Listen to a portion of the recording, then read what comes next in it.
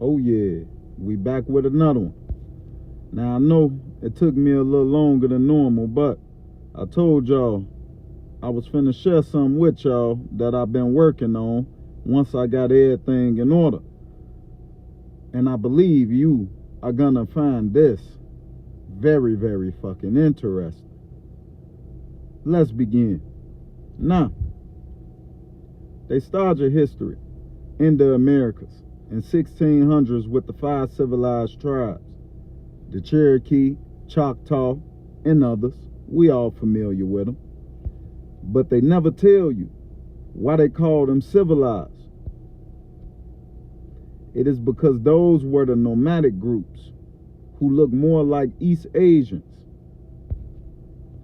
They came later in the 1900s and were willing to adopt the European laws, clothing, and religion to survive. Like, really just look at them today.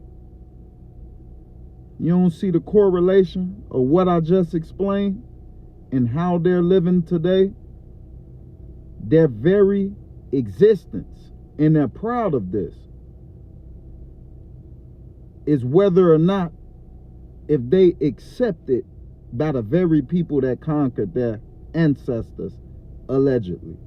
That's where they found their sense of knowing who they are. Like, really think about that. And they challenge people based upon this information. But let's not get off topic, though. Before the Europeans ever stepped foot here, your people, the ones that look like us, the original copper color inhabitants, were already in a great war, not only with each other. Yes, I said it. And if you look at what's going on today within ghettos all around the world, where, you know, a large percentage of the time, that's where you may find us, and think about what it is that we're doing in these communities, warring with each other. History repeats itself, people. I just needed to point out that real life similarity. But let's begin. Let's not begin, but let's keep on going. You were the builders. Long story short. You, my people, we were the builders of this civilization. We were the builders of this nation. We were the builders of the pyramids here. They were the invaders. And these are told in many, many artifacts. They put it, our ancestors put that shit right on the walls for us to find. But they invaded us.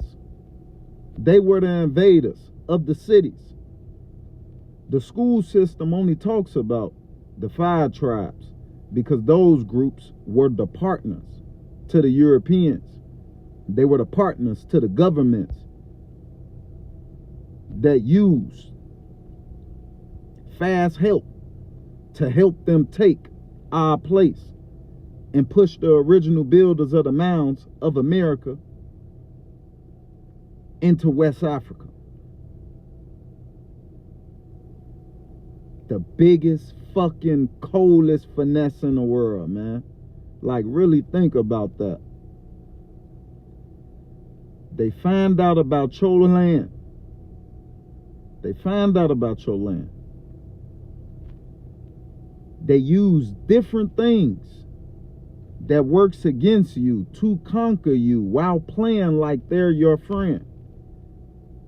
Then after they finally succeeded in conquering your ancestors, they begin the process of educating the descendants of your ancestors on lies. So now that when we grow up, we believe we another people from someplace else. Most of the time we don't even know who we are, and we listen to the very people that conquered our ancestors. We listen to these people and believe what they tell us about who we are. Now tell me if that ain't the coldest pimping you ever heard of in the motherfucking history of pimpinism. Let me proceed though. To understand who you are, you must look at the tribes the government tried to erase through paper genocide. These were the high civilizations, the black tribes, that prove you are the true American. Let's name one, the Wichita, which I'm pretty sure y'all heard of them, but they don't talk too much about them, and there's a reason for that. They were the ancient ones who occupied the Mississippi Valley long before any nomadic tribe. The government reclassified this group as Negroes specifically to steal the Wichita Empire. We can get into another tribe. The Yamasee was a powerful confederacy in the southeast. The British worked to label every survivor as a slave or a Negro so they could never claim their tribal rights again. We could name another one, the Californians or the Califians. They was our Navy. They was the original black seafaring people of California. The missions were built to enslave these people and erase their identity as the sovereigns of the West Coast. Why you think they tell you Queen Khalifa or Queen Khalifa, however you pronounce it? They try to say that was a myth. But believe in Christopher Columbus. These motherfuckers crazy. We could even, talk about the Bible. But the Bible stories are the oral traditions of the indigenous people right here in America. Biblical Hebrew has been found on artifacts in North America, such as the Los Lunas Decalogue stone. And I may have not pronounced that right, so please forgive me. These prove, though, that the laws of the Creator were already being lived out by the original builders. They use your own history to enslave your mind by telling you it was foreign. The African narrative is a fucking smokescreen to hide the fact that millions of original inhabitants were kidnapped and shipped out of America. Not in. You heard that shit right. They were shipped out of America, man. You want to know about the record? I'm going to get into that shit and break this shit down for you. Between 1670 and 1715, more indigenous people were shipped out of Charleston, South Carolina as slaves than Africans were brought in. This is documented in Allen Gallay's The Indian Slave Trade. The identity erasure is the manifest from the 1700s that show the ship captains changing the classification of Indian to Negro mid-voyage.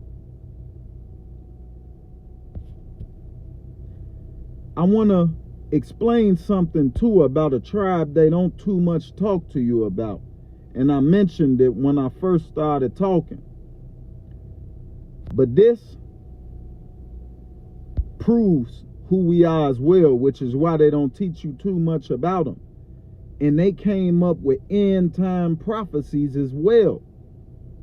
And guess how they revised that and rebrand that shit to us? They gave it to us in the form of revelations through the Bible. But these people, this tribe, was found right here in America. And they were called the Hopi. And the Hopi did not just leave stories. They left a map of the present moment. On Prophecy Rock is what they called it. They showed a clear fork in the road for humanity, which was called the two-path reality. One path is the one-hearted path, the original way of the builders, which was our people, connected to the land as we should be. And the other was the way of the foreigner. It was the two-hearted path, the way of the nomadic invaders and the Europeans, which is built on greed and technology. Now let's tie this shit in for you and how it applies with today. The Hopi warned that the two-hearted path would lead to a life out of balance. They foretold that the people would live in cities of stone far from the earth and will communicate through cobwebs in the sky. Think about that. What does that sound like? Go look out your window and pay attention to all those lines and wires, telephone poles in the sky. Come on, man. Follow me. Today, those cobwebs are the internet and 5G. They warned that this technology is a trap designed to make you forget your name and your connection to the Great Spirit.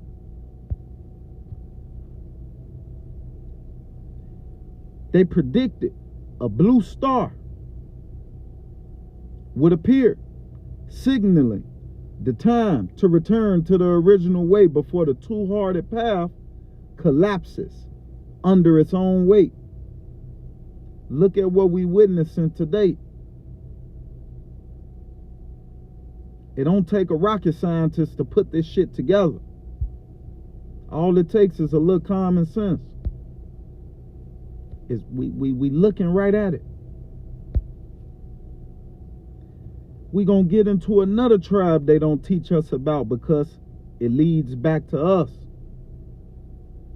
And this tribe represents deep wisdom.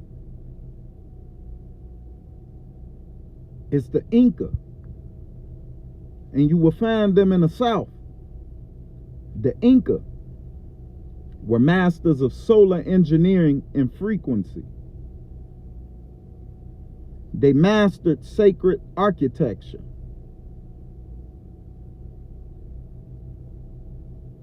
They were builders. They didn't just stack rock. They used sound and vibration to fit stones together so perfectly that they can survive earthquakes that level modern buildings. How this relates today? The Inca knew that the earth has energetic veins, ley lines. They built their traps, which we call civilizations, on these veins to maintain health and high consciousness. Today, the modern world builds over these sacred sites with prisons, malls, and government buildings to block the energy of the original inhabitants.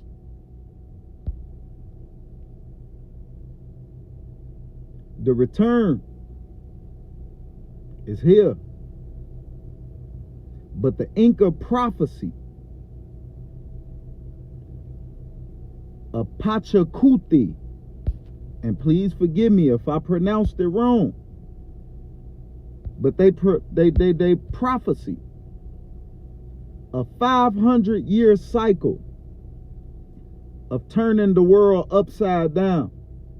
They predicted that for 500 years, the dark would rule. But after that, the world would flip again.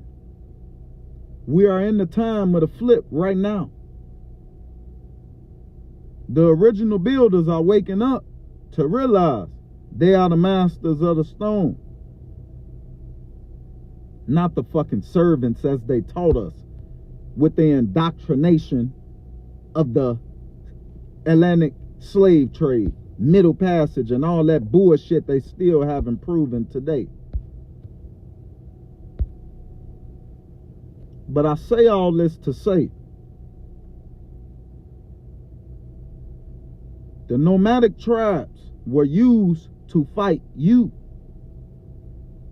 And we were already fighting each other, so it made it easier for them to befriend us.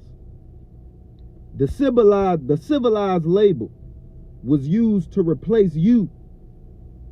The Bible was used to blind you. The slave ships were used to move you, and the technology is used to distract you. But the Hopi and the Inca both said the same thing. The truth is in your blood and the soil beneath your feet, which is right here in America. You aren't African,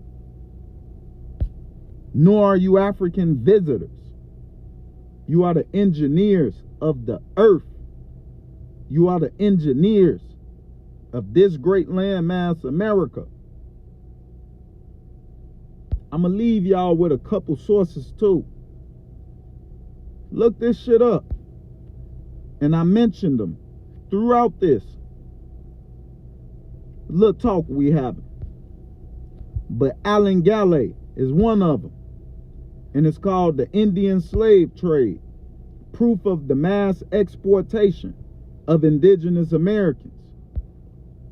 The next one was Thomas Boyacia, and I may have not pronounced that right. And this is on the Hopi prophecy to the United Nations, 1992, the official warning regarding the end of the two-hearted world. The next one, which I know we all have heard about because I've mentioned this many times as well, the Racial Integrity Act of 1924, Virginia. And this was the legal proof of paper genocide. Hiram Bingham, Garcilaso de la Vega, records of the advanced nature of Inca stone science. We going hard all year long. If you got me on TikTok, follow me. If you got me on YouTube, like, share, subscribe. Engage, people. Iron sharpens iron. So let's grow together. Because if you ain't growing, you dead. We not here to bullshit. My tribe know what I'm talking about, so let's get to it. Peace out.